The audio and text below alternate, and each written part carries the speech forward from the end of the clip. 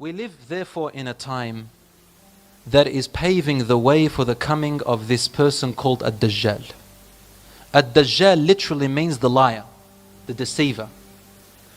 And this deceiver cannot deceive people so perfectly until a road or an environment has been prepared for his coming. He can't just go in like that. It has to be prepared. Just like the road for atheism was prepared in the 17th century when the Church of Christ fell. People didn't, trust the church anymore. So people like Darwin, Charles Darwin, and other physicians and theorists, they came up to say there's no God. And suddenly now it's atheism. Just like they paved the way for homosexuality to be accepted. When you don't believe in God, you don't believe in a soul, you're just like an animal. So they said, well, animals are gay as well. We've seen monkeys do it like that. So why don't we just be like them? They paved the way. They set the pace. And then all these other catastrophes come along. Dajjal requires that the environment has to be set up for him.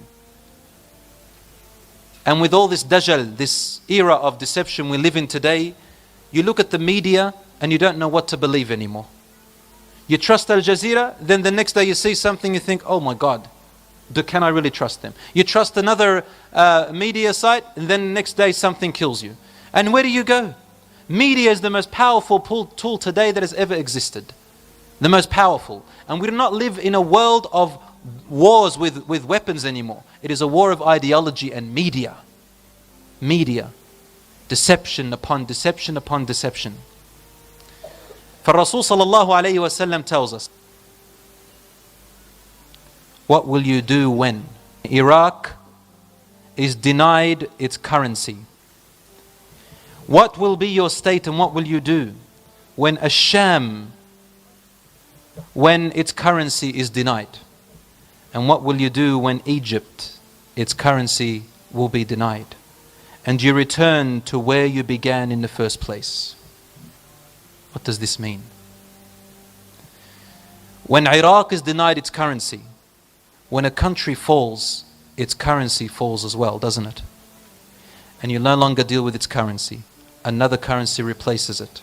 Al-Rasul sallallahu alaihi wasallam, or the narrator of this hadith, the Rasul sallallahu alaihi wasallam was asked, how will it fall? And he said, by foreign intervention. Foreign intervention. Al-Ajam. So Iraq's currency will fall by the invasion, and another currency will replace it. Then, after that, he placed it in sequence. Asham's currency will be denied. So Asham as a nation will fall. Again, another currency will replace soon, and it has to be by a foreign intervention. Currently, we see only one part of it, inside. It's a bigger picture than what you think. Yes, this is one part of it.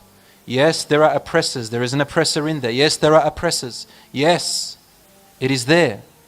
However, it is one of the rocks, one of the plots within the bigger plan. Then Rasul sallallahu alaihi wasallam said, after Asham, he mentioned Misr, Egypt. You think it's over for Egypt right now? According to this hadith, which is in Bukhari and Muslim, something else is coming up. When a currency of a nation falls, it means that the country itself falls and there is an invasion. As Rasul sallallahu alaihi wasallam mentioned over here. It's not happened to Egypt yet. But this seems like the sequence that Rasul sallallahu alaihi wasallam is informing us about it. He also said in another narration, this hadith by Abu Huraira, تُنْتَهَكُ ذِمَّةَ اللَّهِ وَذِمَّةَ رَسُولِهِ. What does this mean? Dhimmat Allah, meaning the Romans or the non-Muslims who used to exist at the time of Islam, when Islam ruled for more than 1,000 years. There were non-Muslims who lived in the lands of Islam, and they were called Dhummis, meaning the ones who are entrusted to us. They lived in our lands and we gave them the right to live in peace, and they had to pay something in return for our protection of them. But not the Muslims. Muslims pay zakat. They had to pay this thing called jizya, which means that we'll protect you, provide you. Today they say tax, we call it jizya for the non-Muslims who live among us. Only this is a type of agreement. When this, he said, the people who used to do this before, they will no longer do it anymore, meaning they will be overpowering you. And these are the types of people who will invade you. Now these are the facts, and we see it today. What has happened to Iraq is not something that anyone can deny. And what is now happening in Asham is both intervention within and outside. And it is yet to come. Asham, however, is totally different to the rest of the world. It is different to Iraq. It is different to Egypt. It is different to everything. Asham means Lebanon, Syria, parts of Jordan, Palestine. They call it today Israel. I'll call Israeli territories are in there. Palestine and parts of Turkey. This was Asham. And you know when after World War I what happened? They divided Asham. They concentrated on Asham to divide it into different states, each one with a flag. And they turned the Arabs and Turks against each other because we were once one nation.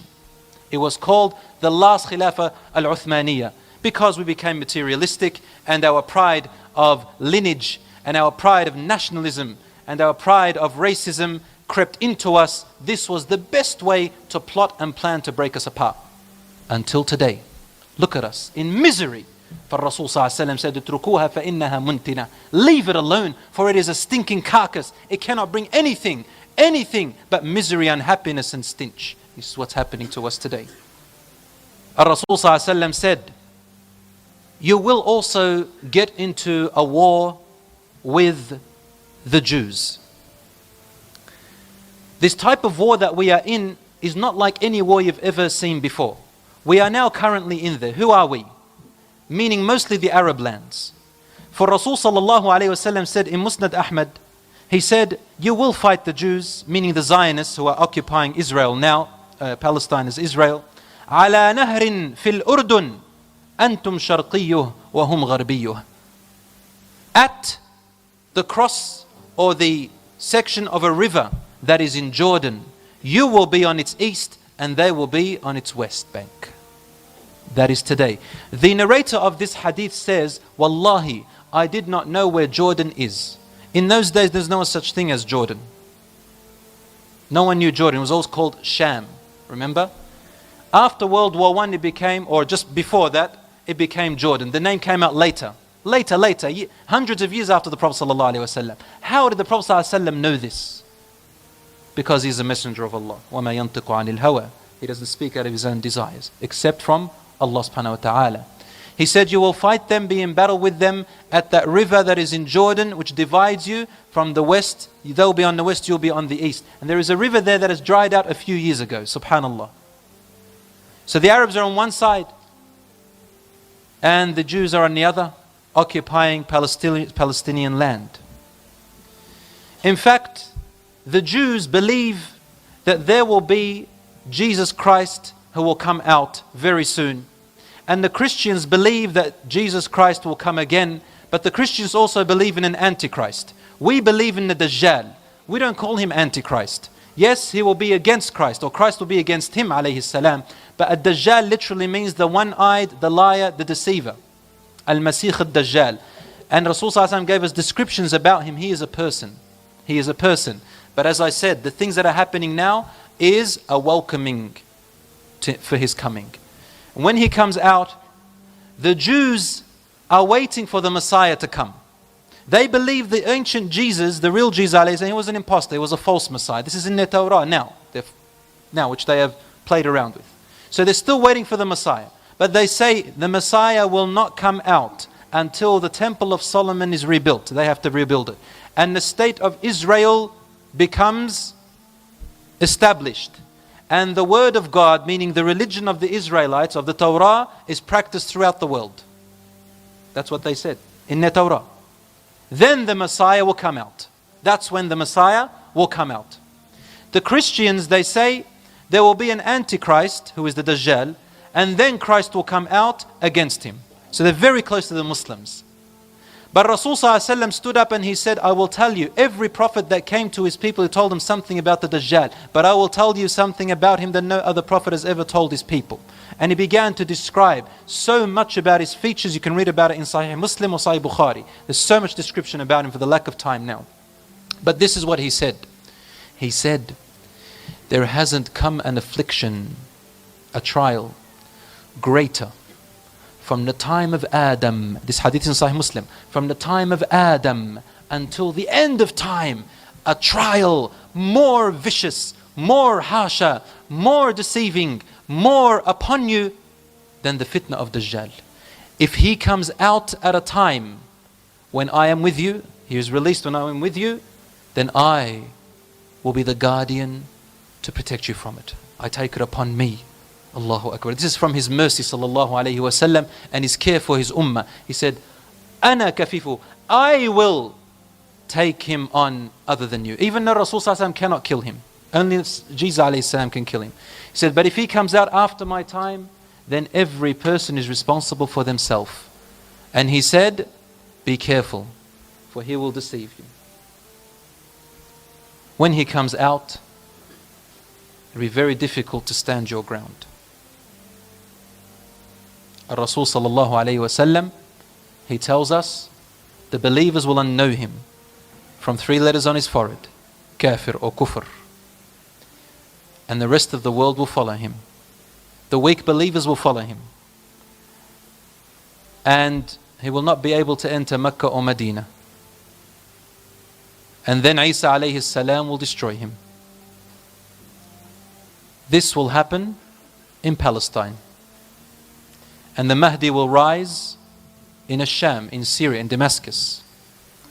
And there will be a great war between the Romans, the Europeans of today, 80 flags against the Muslim nation by itself in Asham. It is going to happen soon. After Egypt loses its currency, Al-Mahdi will come out. So these are only the beginning of what is yet to come, brothers and sisters.